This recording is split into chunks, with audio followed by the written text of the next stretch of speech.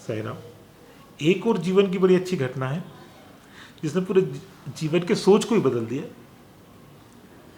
आदिकाल से परंपरा रही है, धीरे धीरे खत्म हो गई कि हम अपनी जो भी हमारी अर्निंग होती है, कमाई होती है, उसमें से कुछ अंश ईश्वर के नाम से निकालते थे। वो दशांश से शतांश के बीच में होता था।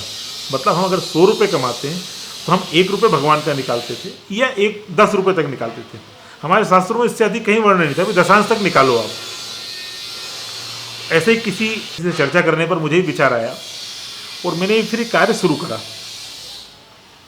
जब शुरू करा तो ऐसा लगा कि अपन क्यों निकाल रहे हैं, तब उसका एक विचार आया कि भाई ये हम इसलिए निकाल रहे हैं कि भगवान हमारे साथ हैं। तो तब से मैंने घर में और सबको डिक्लेयर किया, भाई स्वामी मेरे पार्टनर हैं, और स्वामी जब पार्टनर है तो पार्टनर का कुछ हिस्सा होता है। तो मैं अपनी कमाई में से 10% निकालने लगा।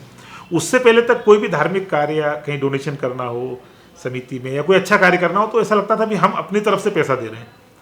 उसके बाद एक बड़ा चेंज हुआ कि अब स्वामी के फंड के पैसे, पार्टनर का पैसा रखा रहता तो पार्टनर के काम में खर्च करना है, तो भैया जब कुछ खर्च करना है तो उसमें से लो और खर्च कर दो अपने को अपनी। उस समय एक सबसे बड़ा उससे फायदा ये होता है कि हमारे मन में कभी ईगो नहीं आता कि ये पैसा मैं खर्च कर रहा हूँ, क्योंकि वो तो रखा ही हुआ है।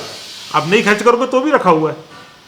तो अब तो ऐसा लगता है भाई ठीक है, अब कुछ करना हो तो सोचना ही नहीं पड़ता। भाई जिस समय आपको कुछ खर्च करना है उस समय आपकी आर्थिक स्थिति नीचे हो ऊपर हो कोई फर्क नहीं पड़ता, क्योंकि आपको आपके पैसे देने ही नहीं है। स्वामी का पैसा रखा है, पार्टनर का पैसा, उसके कहने पर अपन खर्च कर रहे हैं, तो आपको पुण्य भी मिल जाता है।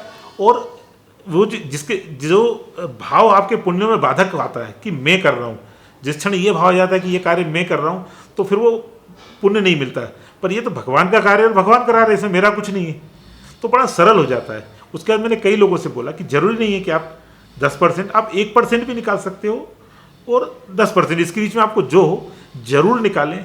वह कार्य आपको जीवन में पुण्य कमाने में बहुत मदद करता है।